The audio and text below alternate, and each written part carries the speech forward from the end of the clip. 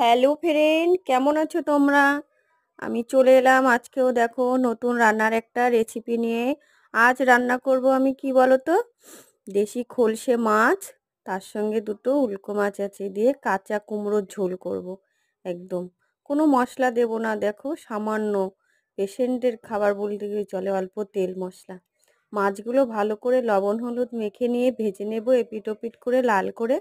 তারপরে মাছ ভাজা হয়ে গেলে তুলে নিয়ে ওই তেলে জাস্ট একটা শুকনো লঙ্কা আর কটা পাঁচফোড়ন দিয়ে দেব। তারপরে দিয়ে কুমড়োগুলো ঢেলে দেব। কুমড়োগুলো দেওয়ার পরে বেশ খানিকক্ষণ আমি ভেজে নেব কুমড়োটা। একটু কুমড়োটা ভালোভাবে লাল লাল করে ভেজে না নিলে একটা কাঁচা গন্ধ বেরোবে।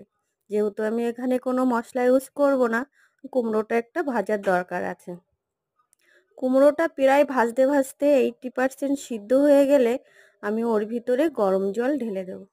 গরম জল ঢালার পরে দেখো দুটো কাঁচা লঙ্কা, একটু জিরের গুঁড়ো দিয়ে আমি ফুটতে দেব। খানিকক্ষণ ফুটে গেলে পুরো সিদ্ধ হয়ে গেলে কুমড়োটা আমি মাছগুলো নামিয়ে দেব। দিয়ে মাছগুলো ওর ভিতরে দিয়ে দেব, ঝোলের ভিতরে মাছগুলো দিয়ে খানিকক্ষণ আবার ফুটতে দেব। ফুটতে থাকলে তারপরে আমি ঝোলটা যখন গাঢ় হয়ে আসবে আস্তে আস্তে আমি নামিয়ে নেব। তার মধ্যে একবার চেক করে নিতে হবে লবণটা কেমন হয়েছে, কারণ তরকারিতে লবণটাই মাস্ট। লবণ যদি কম বেশি হয়ে যায় তুমি যা কিছুই রান্না করো না কেন সেটা কোনোই টেস্ট লাগবে না। যেহেতু লবণটা এখন কম খাওয়াই উচিত, একেবারে তো কম খাওয়া, কারণ এখন প্রেশার প্রায় বাড়িতে এমন কোনো মানুষ নেই যে তার প্রেশার নেই।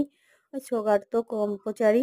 ওই জন্য আমি চিনি কোনো তরকারিতে মানে নামমাত্রা ইউজ করি বা করি না, লবণটা একটু দেখে নিতে হয়।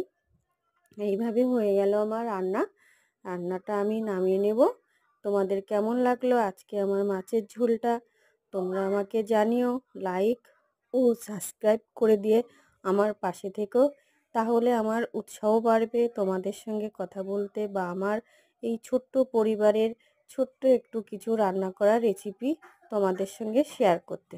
এইভাবে খেয়ে দেখবে, খুব খুব টেস্টি লাগে কুমড়ো, কাঁচা কুমড়ো আর মাছের ঝোল। এটা তুমি জ্যান্ত যে কোনো মাছ দিয়ে কাঁচা কুমড়ো রান্না করলে না খুব টেস্ট লাগে। তাহলে আজকের মতো বাই, সবাই ভালো থেকো, আমিও ভালো থাকার চেষ্টা করব। কাল আবার দেখা হবে।